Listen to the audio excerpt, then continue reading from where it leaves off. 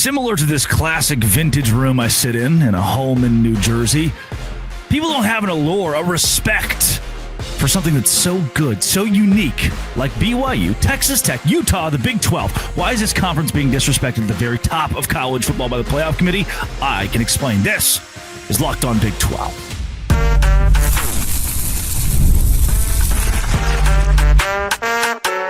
You are Locked On Big 12, your daily podcast on the Big 12 Conference. Part of the Locked On Podcast Network, your team every day. Happy Tuesday, everybody. Welcome to Locked On Big 12. But wait, standing at 6'7", 250 pounds of grizzled muscle. This is a man whose debut on Locked On Big 12 is long overdue. He is the brand new shiny toy in the Big 12 podcast sphere, and for good reason. Adam Gibby, First and 16 podcast, hopping on the show today. Thanks for making my show your first listen every single day. And Adam's show, First and 16, is probably somewhere in that rotation, right at number 2, if not number 1. And if it is number 1, I forgive you. Adam and I are going to hit Big 12 receiving historic levels of disrespect. Then Matt Campbell leaving Iowa State? I don't think so. Kenny Dillingham going to LSU? I don't think so. But why does the SEC believe it can just poach our coaches and not have it be even a conversation? We'll finish with Kyle Whittingham retiring at Utah. I do believe that's the case, and that this conference should give him flowers for what he's done as a head coach for more than 2 decades with the Utes. If you hit subscribe, we get to keep our jobs. Adam Gibby, first and foremost, thank you for joining the show. Incredibly excited for you being in the Big 12 creator sphere and the content you're putting together. Yeah, no, I appreciate it. It is so awesome and so much fun to be part of something that's, bigger than just one team. I love seeing, all the fan bases, whether it's Cincinnati, BYU, Utah, Arizona State, whoever it is, just come together. It's really community. And these past couple of months have really shown me how strong that community is. And it's just been so much fun to interact with everybody. Yeah. Adam, I sit here. I slept on an air mattress last night, pretty comfortable air mattress, in a family home in South Jersey.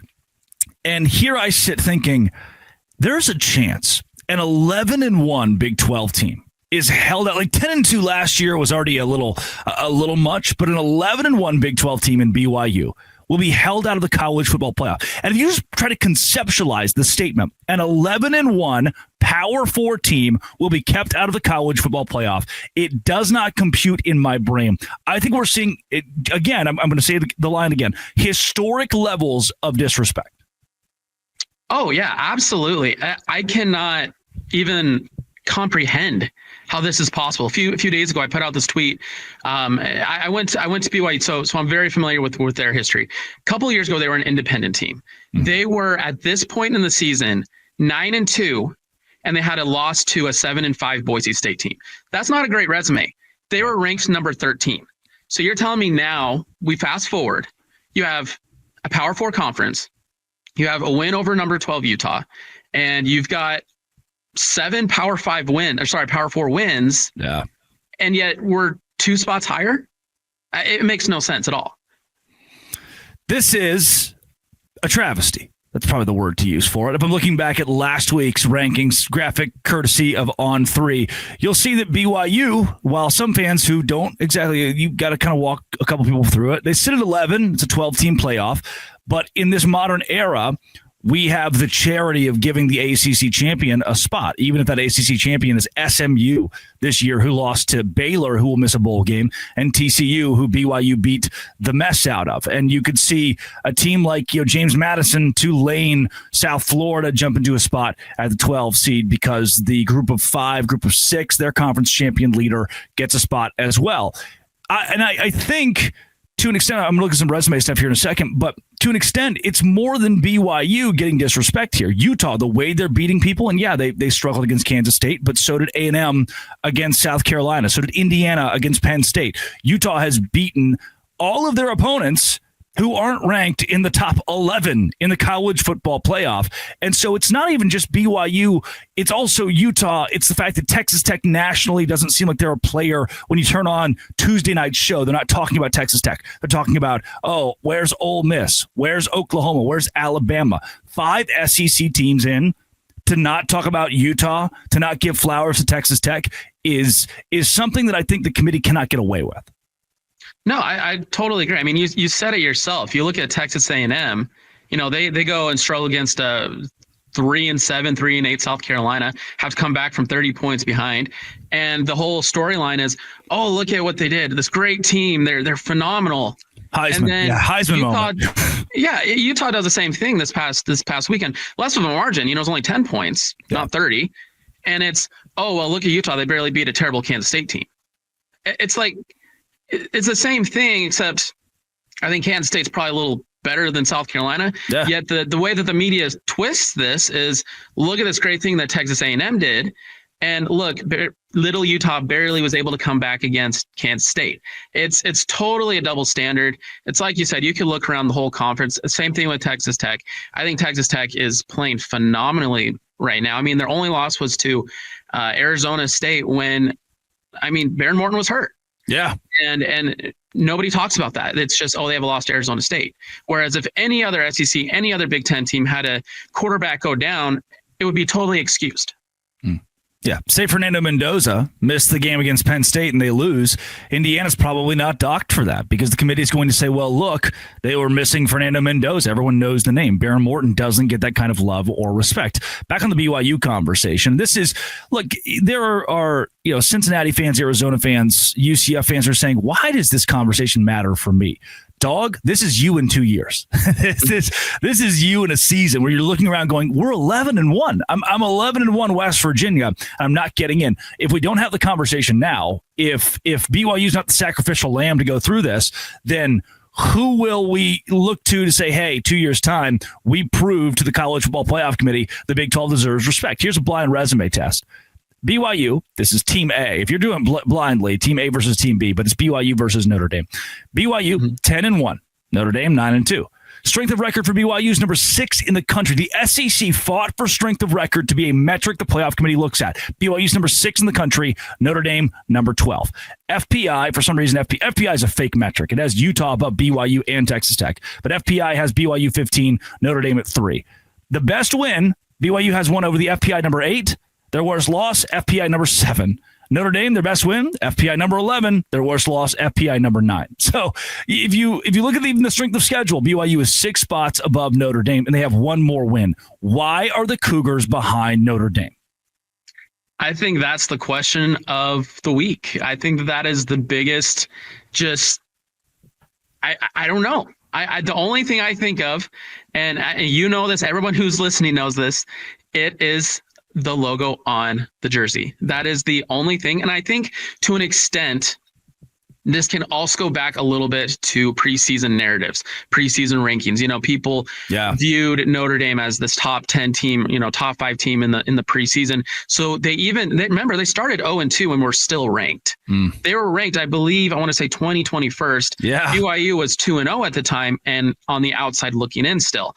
And so even at week 2, and I realize playoff committee AP poll is different, but what is the playoff committee looking at? They're looking at the AP. They're looking at, what's on ESPN, what's being talked about.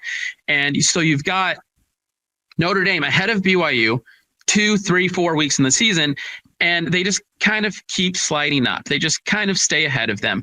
And I don't understand why they don't look at this. I think I would love to hear, I would love just more visibility. I love what the ACC is doing right now with the replay system where you as a fan can watch what is being discussed between the referees and the command center.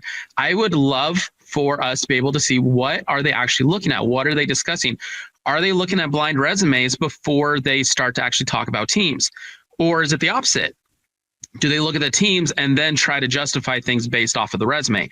I think that that's something that we as fans should be able to see, because if they have a real legitimate reason why Notre Dame is ranked higher than BYU, fine. I may not agree, but I'll respect it. But I need to see why and how they're getting to that point. Yeah, it doesn't make any sense to me. Again, I think the teams that win the games should be the ones who are rewarded, not the teams that lose the games, but they lost the games against good opponents. It's not how that's supposed to work at all, actually. It's also not supposed to work that our good teams have to lose their head coaches because the SEC wants to poach them. Right now, Kenny Dillingham, number 1 on the odds to be the next LSU head coach. This is Locked On Big 12. Today's show is brought to you by FanDuel. Now, if you want to sprinkle some money on those odds, you certainly can. I personally would not. But at FanDuel, you can sprinkle money on the live games. The NBA is here, and there's no better place to get in on that action than FanDuel, the official sports betting partner of the NBA. Even if you miss the start of the game or want to ride the hot hand, FanDuel has live bets on everything from who will score next to fourth quarter comebacks. Plus, you can even combine your live bets into same game parlays for a shot at a bigger payout. Keeps every game exciting, especially when your team is making that late push. Right now, FanDuel is giving new customers $300 in bonus bets when your first $5 bet wins. $300 in bonus bets when that first $5 bet hits. FanDuel.com. Sign up today. Play your game with FanDuel, the official sports betting partner of the NBA. FanDuel. Visit FanDuel.com. Do it today. He is Adam Gibby of First and 16 podcast. Gibby, wild to me that this is a conversation that I haven't gotten to yet, but I have not because I thought it was kind of stupid. And then today, I'm just tired of the SEC fans that believe wholeheartedly, oh, if one of our schools offers a Big 12 coach from the minor leagues, here they come to a mighty SEC program. And according to Bet Online, I'm reading this tweet from 104.5 ESPN. It says the next head coach at LSU, the highest odds in the country, Kenny Dillingham at Arizona State. And it makes me wonder, how many times does Kenny Dillingham at Arizona State have to come to the podium and say, I'm never leaving Arizona State? For that, like, people are just pissing money away by putting money on him to go to LSU at this point. Yeah, I don't quite understand. I mean, even from a logistical standpoint, you look at LSU, they have this massive buyout right now with Brian Kelly. Yeah. They have to pay $54 million to him. Dillingham's got a $29 million payout of his own if they were to hire him. I don't think they have the money to do that, first off, because LSU's already in a lot of trouble with this state for what's going on with the Brian Kelly firing. Yep. But then also, I mean, Dillingham's happy. He's an Arizona State guy. And I don't think that Big 12 coaches, I don't think SEC programs understand that Big 12 coaches can be happy where they're at. Yeah. They are still a Power 4 conference. And I realize the SEC doesn't like to think that, but Dillingham's having a great thing going on at Arizona State. He's got the guys he wants to have. He's doing a phenomenal job. So why would he leave that for a job where if you lose 2 or 3 games in any given season, you're probably going to be fired? Because we've seen that happen. I mean, LSU, they have no leash with their coach. And a lot of SEC programs are like that. So I don't see it happening. I think that Dillingham's happy. I think that he's got a great thing going on right now at Arizona State. And I would honestly be shocked if he were to leave. Yeah, Gibby, there's also a conversation about how Matt Campbell could go to Arkansas. And that one apparently comes from Pete Thamel. We'll get to that in a second. First, how impressed are you, Gibby, with what Kenny Dillingham has done, especially the back half of this season at Arizona State? I am shocked. I am very shocked. I mean, when I saw Sam Levitt go down, I thought, oh, there goes their season. And the way that they've been able just to find ways to win, it's really amazing. And it goes to show the culture that there is at Arizona State. I was kind of not all that enthusiastic about their chances in the preseason, Arizona State, because I saw what Cam Scadaboo was last year to them. And I thought, well, without Scadaboo, I'm not sure how effective Levitt's going to be able to be. And that team has proven me wrong. They have again and again and again found ways to win. And you have to remember, they beat Texas Tech. I mean, yeah I understand Baron Morton wasn't playing, but Texas Tech has beaten every single opponent that they've played by 22 points or more. I don't think Baron Morton is that much better than Will Hammond. I mean, he's obviously the starter for a reason, but for Arizona State to be able to do that really shows how strong that culture is and how good of a team Dillingham currently has. So interesting, too, that due to the tiebreakers, if Arizona State had won that Houston game, there's a very real chance, even with one loss in conference play, they go to the Big 12 title. And you see a Texas Tech left at home or a BYU left at home, even Utah, because of the tiebreaker. Wild to think they were 8 points away from not just being in the conversation, but being in Arlington again and having a shot to go to the college football playoff. That said, they could very well lose to an Arizona team who has been maybe the most shocking at the top of the Big 12 this season, right there alongside Cincinnati and Houston. Gibby, let's go into the Matt Campbell talk here. It happens every year. like clockwork. It's a beautiful, beautiful thing. That's how you know it's coming up on Thanksgiving, is when Matt Campbell's name is thrown around in these coaching conversations. And some have said that USC was a likely landing spot a couple years ago when Lincoln Riley took the job and that he was really considering it. I mean, he's had his name thrown in some of the bigger searches in the country. This is from Michael Mame, who says ESPN's Pete Thamel says Arkansas's coaching search is in the final stages. He expects it to wrap up relatively soon, possibly as soon as this weekend. And he lists Iowa State's Matt Campbell as a candidate, aside Alex Golish, Eric Morris, and John Summerall. Will Stein also in there. Shocked to hear that Matt Campbell's name is being thrown around in another coaching search?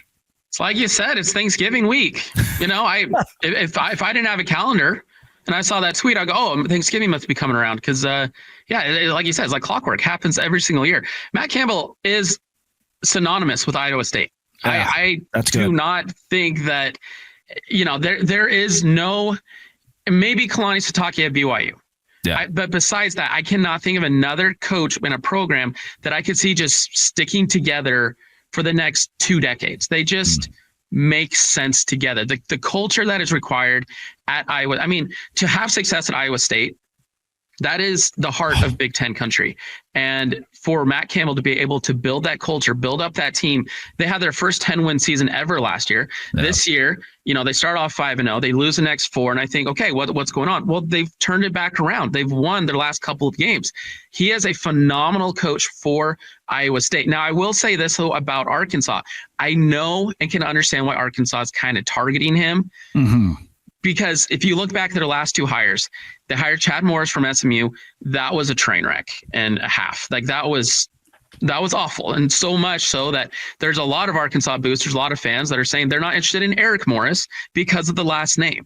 It's that strong of a just get me away from that name. Yeah. And then you had Sam Pittman, who was an assistant coach at Georgia. So Arkansas is looking for a big name head coach somewhere. I think them hiring Calipari for basketball was great for basketball, but it was terrible for football because now everybody's expecting that hire. I mean, if we're being honest, Matt Campbell would be that hire for Arkansas, but I don't think he's leaving. I think Matt Campbell's happy where he's at, and I would be shocked to see him leave for an SEC program, especially one like Arkansas, who has been struggling for as long as they have been. Yeah, Gibby, let's bookend the conversation. There were murmurs of Joey McGuire possibly going, they've sent a plane out to Lubbock from Baton Rouge, or, hey, the boosters in Fayetteville have sent a plane out to Provo, and maybe it was a fuel stop, maybe it wasn't. There are all kinds of rumors that are thrown around in this part of the year, and typically toward Big 12 coaches. The question I would have for you, and it's somewhat rhetorical, but I think it's worth an answer at the same time. If I'm Joey McGuire, if I'm Kalani Sitake, if I'm Deion Sanders, if I'm any coach in the Big 12 right now, and somebody in the SEC calls and says, I'll give you $5 million more per year, $10 million more in NIL per year, what is the worth of staying at your Big 12 school and not going to what is the best league in college football? Yeah, I think ultimately it comes down to the culture that, again, you have in this conference. I think that when you look at one thing I look at a lot is bowl games. The Big 12 over the past couple of years has had the least amount of opt-outs of any conference in the entire country. Yep. That goes to show that many players are there for the team. And now I'm not going to critique any individual player who decides, hey, I don't want to put my future on the line. I get it. But to have so many players decide, you know what, I've played 3-4 years for this team, I'm going to go out one more time with my guys. That says a lot about culture. Yeah. I understand why some coaches may want to leave. I do think that there is a possibility we could see some, especially coordinators, leave for SEC jobs. I mean, at that point, you're talking probably $7-8 million difference. You're talking about being a head coach of an SEC program. I can understand that. But I do think that a lot of the current Big 12 coaches, they like the culture in the Big 12, which is also a lot more forgiving. The SEC is so cutthroat. You can win a national, I mean, I'm looking at LSU as an example. You can win a national championship, and 2 years later, you're 7-4 and you get fired. I don't think that that's healthy. I don't think that that's what a lot of coaches want. And also the turnover rate in the SEC, the amount of transfers in and out is higher than anywhere else in the country. I think that a lot of coaches want to stay away from that. And so for those reasons, I do think that the Big 12 is a spot where a lot of coaches are very happy to stay, even if it means losing out on a few $1 million and, some viewership and talking points on ESPN. Yeah, it is so much more cutthroat. You could say, well, you're an SEC coach. Now it's easier if you win 10 games to get into the playoff, but it's not easy to win 10 games. You can't. No. It's so brutal to try to build a roster with the establishment of Georgia and Alabama at the very top of the conference and trying to beat those logos week in and week out. You ask South Carolina, I think Shane Beamer's a good coach. I think that Beamer ball could work somewhere else, but in the SEC, you're getting slapped around. There's a lack of consistency if you're not in that top 3 or 4 every year. Coming up, Kyle Whittingham retiring from Utah. That's a good thing for everybody involved, and not in a bad way. This is Locked On Big 12.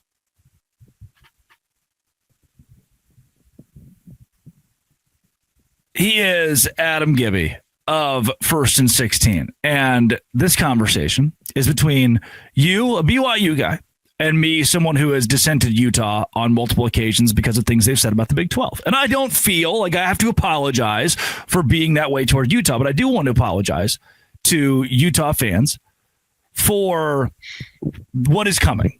And that is the hate, the goodbye, the relative distaste for Kyle Whittingham that will spurn his retirement amongst fan bases in this conference who just don't get it. Because I think if you get it, you understand that Kyle Whittingham, for well over 2 decades, has been one of the most consistent coaches in college football. He echoed this past offseason that he was ready to retire. He was ready to be done. He loses to BYU. The season goes so poorly that he doesn't make a bowl game. This year, Utah is a 10-win team. They're going to beat Kansas this weekend, be 10-2. And Kyle Whittingham will go out on double-digit wins right there clawing at the door of the college football playoff with one of the best defenses in the country, rebuilt the offense when it seems so porous. This is one of the coaches in college football that deserves the respect that he gets. And when Morgan Scalley takes it over next year, which you could see during the press conference from Whittingham this weekend, it seems like that is where we're headed. His retirement should be something the Big 12 celebrates in a good way. Yeah, I totally agree. And you mentioned it on the top. I'm a BYU guy. Obviously, I have a Big 12 podcast, and I support and love this conference. However, most of my life, I've grown up with no reason to support Utah at all. I mean, when I was 10 years old, that was about when the split happened between Utah to the Pac-12 and BYU going independent. When they were in different conferences, or, one's in a conference, one's not, there's no reason for me to want Utah to win. And during that, Whittingham was having that 9-game win streak against BYU. Despite all of that, I have always had so much respect for Kyle Whittingham and what he has done for Utah. You look at the resume of what he's done. He's the second longest tenured coach in all of college football. This is his 21st season. We just had a conversation about how short a leash can be for coaches. 21 years is unheard of now. He is, you can talk about 2008, the 13-0 season, beats Alabama in the Sugar Bowl, 9 straight wins against BYU. He played in the Pac-12 championship, won it twice, went to the Rose Bowl. He had 18 winning seasons in 21 years. And he started off 10-1 in bowl games. Like, what he did to Utah was completely transformative. They finished ranked 8 times while he was there. Before he was there, they'd only been ranked 5. They'd only finished ranked 5 times in their entire history. He completely changed the program and the trajectory of this Utah program. It is rare to see a coach like this in college football, and rare to see a coach like this nowadays, it feels like, go out on his own terms, where Mike Gundy got fired or Gary Patterson got fired from Oklahoma State and TCU, respectively, as the decades-long guys who had won better than anybody else in their program's histories. They were booted out the door. Kyle Whittingham got to go out on his own terms and turns 5-7 into what will be 10-2, and I think they have a playoff caliber defense. They have the playoff acumen, even if they're left out by the committee who does not respect the Big 12. And this conversation starts with a guy who's ready to be done. Like, Gibby, if he came back next year, Morgan Scalley likely leaves. He's been promised the last couple of years, hey, it's your job next. You're the head coach in waiting. And he wasn't, because he said some things that were kind of some things that got pushback from the media. And then he was the head coach in waiting again. And he's set, and he's been under Kyle Whittingham, and he's going to be the head coach, I think, next year. It all points toward this not being a topic where people will say, oh, well, those guys have no idea what they're talking about. Gibby, I really do think he's done after this season. I do too. I think that this past year, I mean, he even said it at Big 12 Media Days. He could not step away because of the bad taste in his mouth that he had after last season. I mean, we look at last season, it was his first losing record in probably a decade. Mm-hmm. He lost the rivalry game to BYU. They didn't play in a bowl game. They hadn't won a bowl game since 2017. So it was just a lot of I think he wanted to go, but he also knew that he didn't want that to be his last little bit of legacy. And so he came back this year. And I think you're absolutely right. I think he has done enough to where he can step away and feel like he has, put a nice bow on his career. Ironically, I will say, though, I thought it was kind of funny how this past week against Kansas State was probably the least Utah win I've ever watched in my life. 52-48. I mean, where was the defense? I mean, we talk about Utah defense. It wasn't there, but they still found a way to win. And maybe that's why he got emotional at the end, is because he's realizing that, it's coming to an end. He found the way to get that final win at home. In front of the Musts, and that is what I think he wanted to do. He wanted, obviously, to beat BYU's last season. He obviously wants to make the college football playoff, but even we're having this conversation of BYU may not make it at 11-1, and so if for a Big 12 team to make it, I don't know if Kyle Whittingham can honestly look at himself in the mirror this year, at the end of the season, and say, you know what, we're going to run it back again one more time, because I think we can definitely do better again. I think at some point you need to look at it and say, you know what, we finished ranked in the top 15. We were a 10-win team. We went out on senior night, got a big win there, and they'll probably go out and get a really nice win in a bowl game. Mm-hmm. And if a couple of dominoes do fall, they are right there to get at large spot in the college football playoff, which I think at that point you definitely say, great career. It's time. It's a good time to move on. Yeah, well, we'll bookend this. Is there any chance that Kyle Whittingham does come back next year in your mind? After watching the press conference, I would be very, very surprised. Yeah. I think that the only way, and this would be a crazy scenario, I think the only way we see him come back is, let's say Utah and BYU both made the playoff. They play each other in the playoff, in a second round game or whatever. Yeah. Utah loses. I think at that point, Whittingham would be like, I cannot go out with a playoff loss to BYU. Yeah. Outside of that, I think he's going to be happy regardless of what happens. I think the fan base is happy with what has happened. And you have to remember, Morgan Scalley, he's been there with Whittingham this entire time. Whittingham's first year as a head coach, Scalley was a senior, and then he immediately became one of his coaches, first as a GA and then as, special teams, then became defensive coordinator.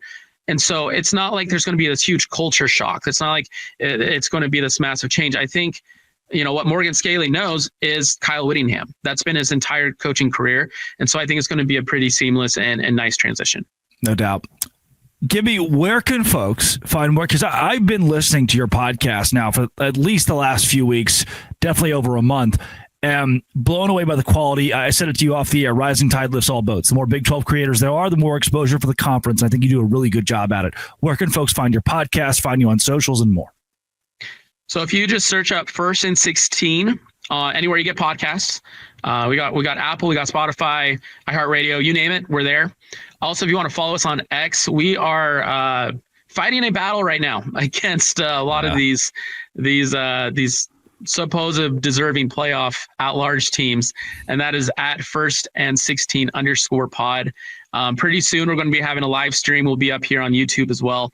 But it's been an awesome journey, and would appreciate all Big 12 fans, joining us. And like you said, the more content that is out there, whether it's your show, my show, any of these other Big 12 shows, the more influence I feel like we can have on the national narrative.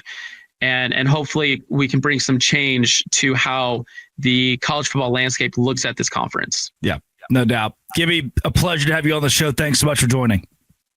Appreciate it. Thank you so much. Go Big 12. Absolutely. Those listening, this has been It Always Will Be Locked On. Thanks for making it your first listen every single day. Dose Grande.